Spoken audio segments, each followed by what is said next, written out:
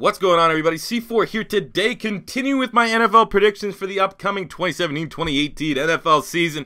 And this is the most important one that I'm probably going to do, and that's the NFC East. I'm going to say at the top of the video, when I talk about the Eagles, it's going to be kind of brief because probably next week there's going to be a much more in-depth Philadelphia Eagles season preview.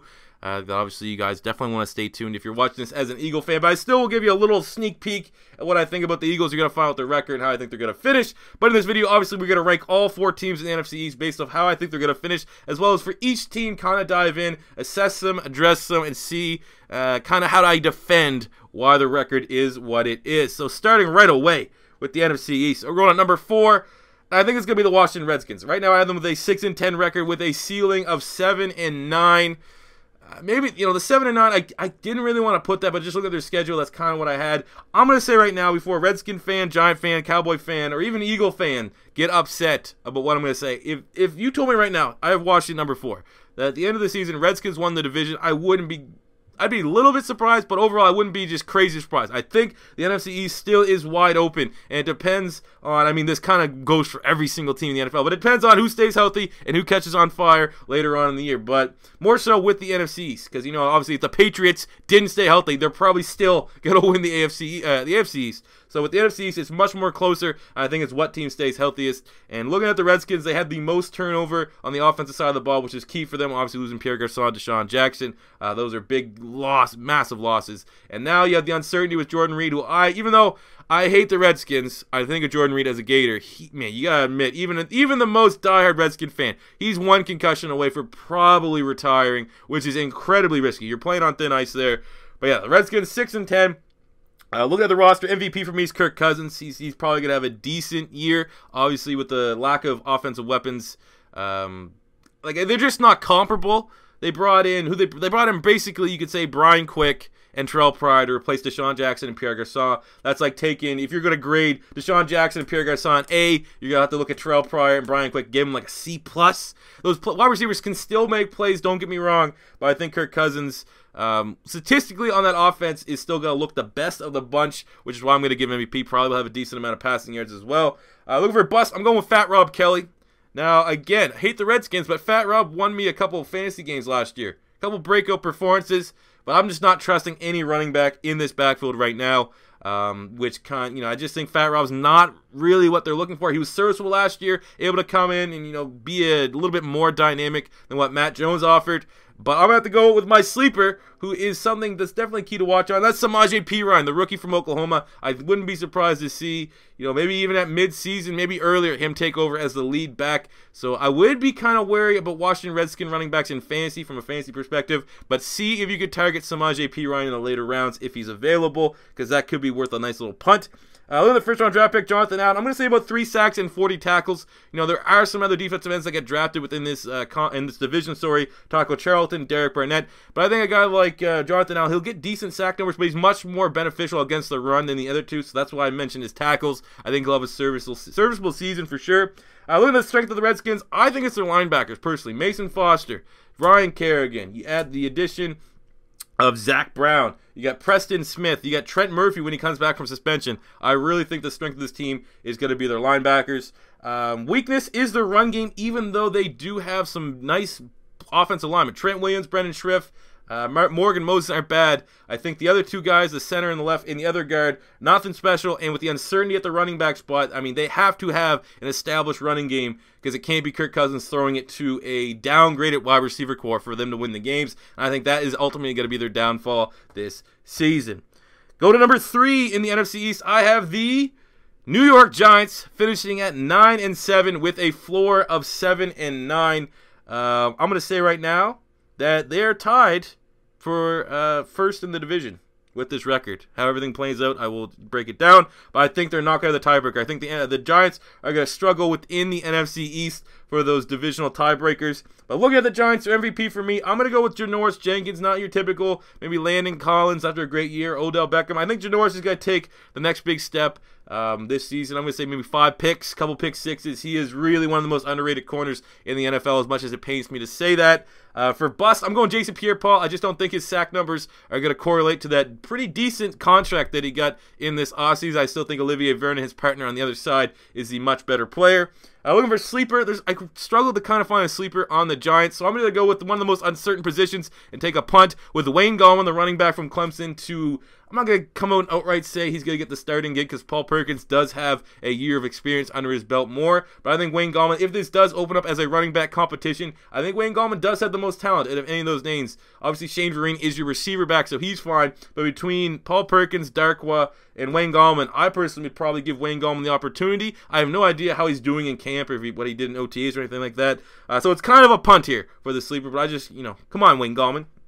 Look at the first-round draft pick, Evan Ingram. I'm going to say about 500 yards and 2 touchdowns as a rookie. A lot of mouths to feed on that offense. Now you got Brandon Marshall to contest with Odell Beckham and Sterling Shepard. I think it's going to be tough, but he's definitely going to be a mismatch nightmare, the equivalent of what Jordan Reed brings to that Washington Redskin offense. Looking at the strength of the Giants, I'm going with the secondary with Landon Collins, Andrew Adams.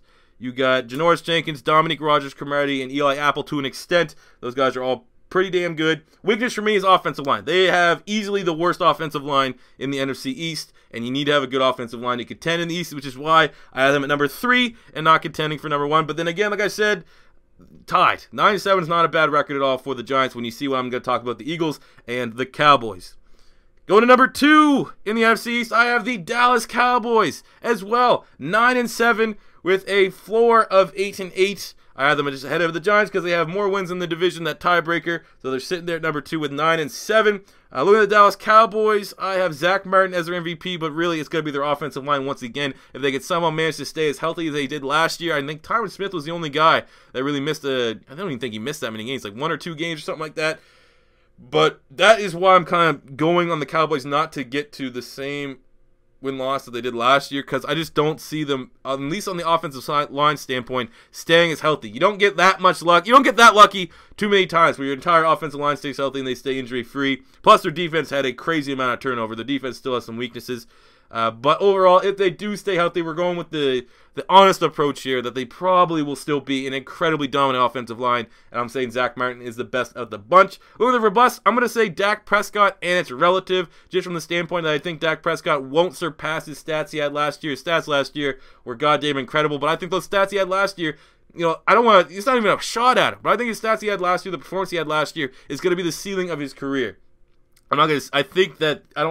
He'll never surpass what he did last year. Maybe able to equal it, which was good enough to goddamn get them, 12-some wins? Something like that. But I just think if Dallas Cowboy fans are thinking, if you saw what he did last year, just wait till he does this year. He's going to get 30 passing touchdowns, something like that. That's not the way he's going to be utilized. So I think, that on top of teams are going to have a lot more tape. They're going to figure out how to stop him. Kind of like what we're kind of fearing right here in Philadelphia with our young quarterback. But I think it's more so going to go against Dak Prescott because I do believe, in my biased opinion, that Wentz will be able to grow. Well, Dak is kind of a finished product in that regard. So it's a relative bust. He's definitely going to be pretty damn solid next season, and he's not going to be terrible. But I just think if your expectation as a Cowboy fan for Dak is for him to surpass his stats from last year, I don't think he's going to do that.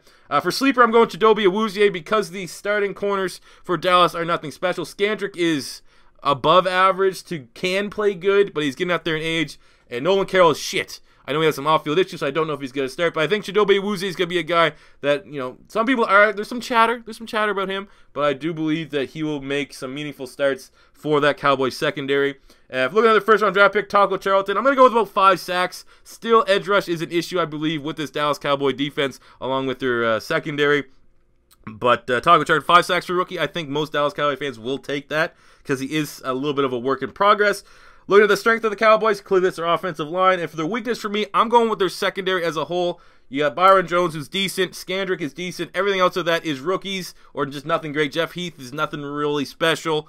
Obviously losing their 2 safeties in Barry Church and J.J. Wilcox is going to sting. They lost Brandon Carr, Mo Claiborne. Both those guys, kind of were never meh. But last year they actually had decent seasons. And now they have, rookies, Jordan Lewis, Chidobe Awuzie, kind of the same situation that we're dealing with in Philadelphia, and it's never a good situation to have. So I still think there's gaps and holes all over that defense. Some uncertainty with Jalen Smith still. I don't think, you could easily say at least Cowboys are not as strong as a team as they were last season. And now, they have to stay healthy, I think, to even try to match what they did, and I think that's going to be very tough for them to do. But, I mean, who the hell can predict injuries? Let's be honest.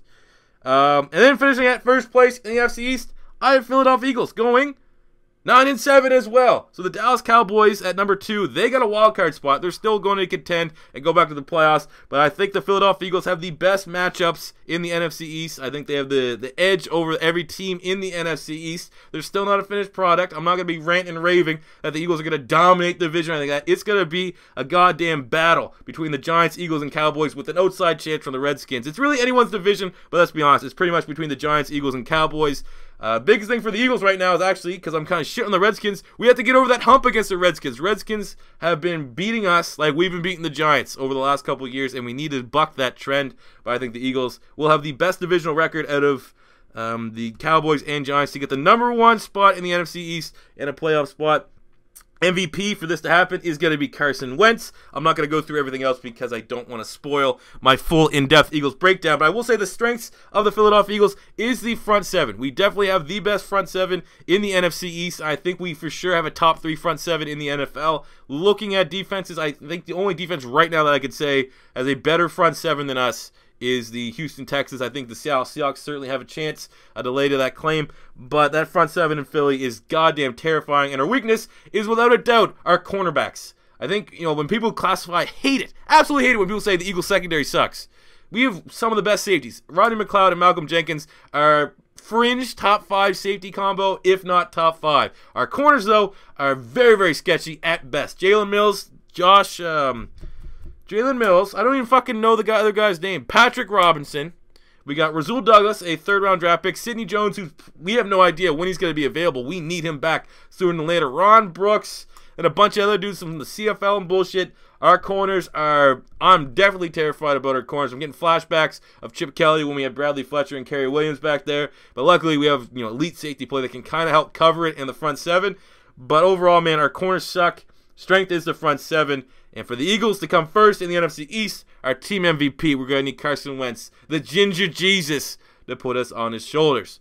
So that does it for the NFC East, guys. As I said, there's going to be a more in-depth Philadelphia Eagles one coming probably early next week. Somewhere around then, it's in the works.